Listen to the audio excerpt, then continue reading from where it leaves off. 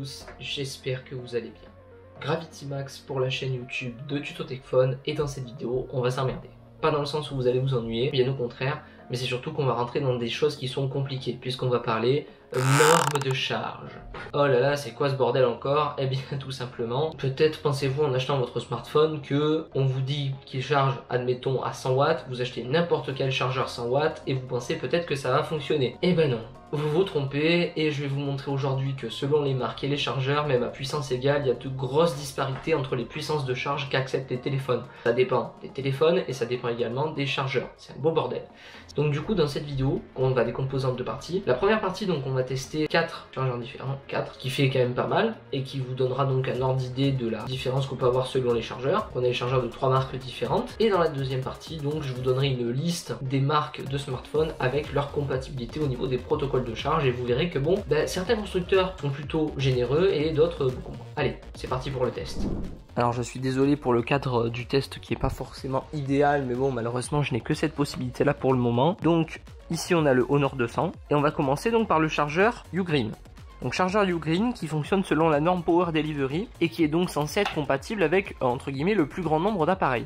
Eh bien c'est ce qu'on va vérifier tout de suite. Donc le chargeur est branché, je vais le connecter au téléphone et on va voir la puissance que le smartphone est capable de prendre. Voilà, donc là vous voyez que la charge rapide a été détectée et vous voyez écrit max 60 watts. Donc là, pour le coup, on a quand même quelque chose qui est plutôt sympa avec ce Honor, c'est que si vous le branchez sur un chargeur Ugreen, ça va utiliser le chargeur à pleine puissance. Je n'ai pas de chargeur 100 watts, mais je pense que dans le pire des cas, ça chargera à 60 watts, et dans le meilleur des cas, vous pourrez le charger à 100 watts, ou pas loin en tout cas. Donc niveau puissance, le Honor est pas mal compatible au niveau des autres normes de charge, donc c'est plutôt pas mal. Maintenant, on va passer à un deuxième candidat, on va passer au chargeur Oppo SuperVOOC de première génération, parce que donc les deux chargeurs Oppo SuperVOOC que j'ai, ce sont pas tout à fait les mêmes.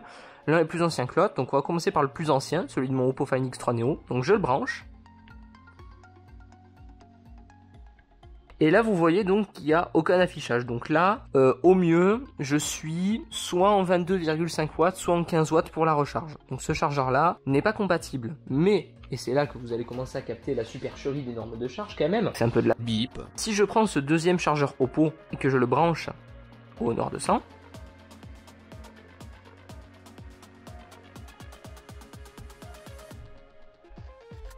et bien cette fois-ci, vous voyez écrit max 50 watts. Donc celui-ci de chargeur, qui est du même constructeur, qui est de la même puissance, permet la charge rapide de ce smartphone. Quand je vous disais que c'était le bordel, je ne mentais pas. Bon, et évidemment, celui-là, je pense que le résultat ne va surprendre absolument personne. Mais si je branche évidemment le smartphone avec son chargeur officiel, voilà, je vais tout de suite avoir la pleine puissance et la charge à 100 watts, comme c'est indiqué. Jusque-là, c'est très logique. Donc comme vous avez pu le constater, c'est quand même un peu une belle entourloupe ces normes de charge, parce que sur deux blocs de charge du même constructeur, donc Oppo, vous voyez qu'on a finalement pas du tout les mêmes wattages. L'un est capable de balancer, je pense, du Power Delivery, tandis que l'autre en est absolument incapable. Donc maintenant, je vous propose qu'on teste avec mon Oppo. Alors les smartphones Oppo qui sont réputés pour ne pas avoir une super compatibilité avec les normes de charge, on va tester ça tout de suite. Et on va commencer par le Ugreen. Alors le Ugreen, je l'ai déjà utilisé, donc je sais à peu près ce que ça va faire normalement. Je le branche. Donc là vous voyez par exemple, si je branche le Ugreen, on peut voir en haut que le voyant batterie est allumé en vert. Donc ça veut dire quand même qu'on a une charge entre guillemets un peu rapide, donc c'est du 18 watts ou du 22,5, mais ça va pas aller plus loin. Maintenant, si je prends le chargeur dédié du smartphone, là, tout de suite, forcément, voilà, SuperVOOC 65 watts, donc là voilà, ça va charger à pleine puissance, nickel quoi. Si je prends le chargeur Oppo de deuxième génération, c'est absolument pareil, on a la même vitesse de charge. Et si cette fois-ci j'essaye le chargeur Honor, là, je ne pense pas qu'il y ait de miracle. À mon avis, voilà, ça va charger à basse vitesse, on n'a même pas de la charge de type VOOC, donc c'est de la charge lente. Et même très lente, puisque ici donc le voyant charge est en blanc et pas en vert comme avec le Ugreen, donc ça va charger encore plus lentement. Donc ce qu'on peut déduire de ça, du coup, de ces expérimentations, c'est que globalement, selon les smartphones, la compatibilité n'est pas la même. Mais vous avez vu également que selon les chargeurs, c'est pas la même chose. Donc il faut faire très attention quand vous allez regarder tout simplement au niveau des watts. Regardez bien les détails des volts et des ampères, parce que d'un constructeur à l'autre, c'est pas la même chose. Par exemple, chez Oppo, c'est du 10 volts et 6,5 ampères, mais il me semble que chez Ugreen, c'est quelque chose comme du 15 ou du 20 volts avec donc moins d'ampérage. C'est de la recharge à plus haute tension avec moins d'ampérage. Donc il faut faire très attention à ça. Et ça serait un peu bête quand même de dépenser 30 ou 40 euros dans un chargeur, parce qu'un chargeur 80 ou 65 watts, ça coûte quand même un certain prix, et de vous retrouver avec un chargeur pas compatible. Maintenant donc je vais vous faire une petite liste, peut-être pas très précise, de ce que j'ai pu collecter comme données. On se retrouve au bureau.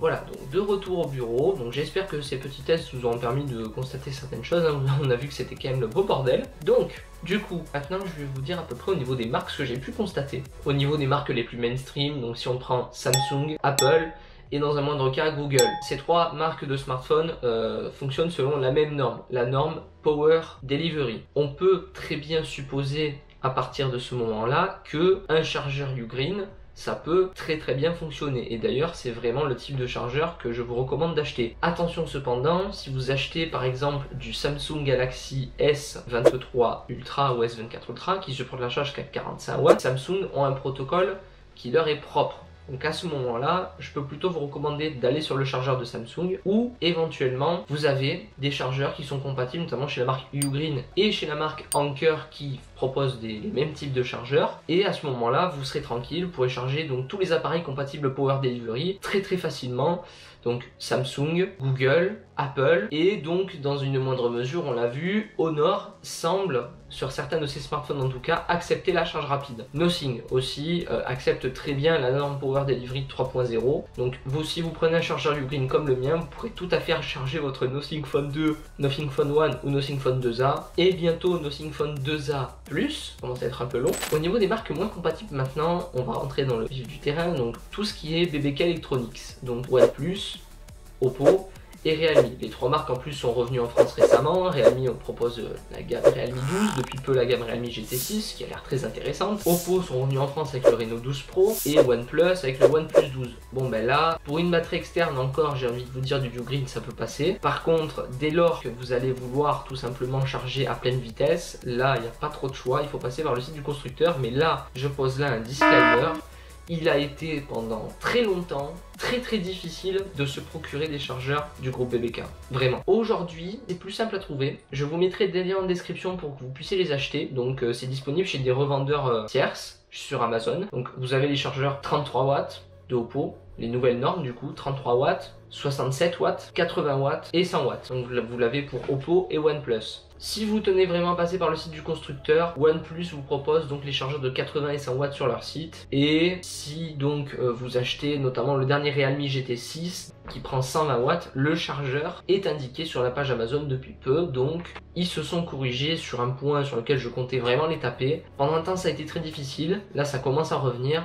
Ensuite, au niveau des marques, pareil, pas trop compatibles, enfin que j'ai pas forcément pu tester, on avait donc Xiaomi. Alors Xiaomi, de mémoire, si je me rappelle bien, jusqu'à 33 watts, vous pouvez utiliser de la Power Delivery sans trop de soucis. Au-delà, il va falloir commencer à songer à utiliser donc les chargeurs propriétaires. De toute façon, Xiaomi fait partie encore des rares à fournir le chargeur dans la boîte, donc autant en profiter. Je passe sur les marques un peu excentriques type Cubot, Doogee ou Kitel ou tout ça, parce que de ce côté là j'en ai jamais testé, donc je ne sais pas qu'est-ce qu'il en est au niveau compatibilité. Mais au niveau des plus grandes marques, au niveau donc des compatibilités, on a fait le tour.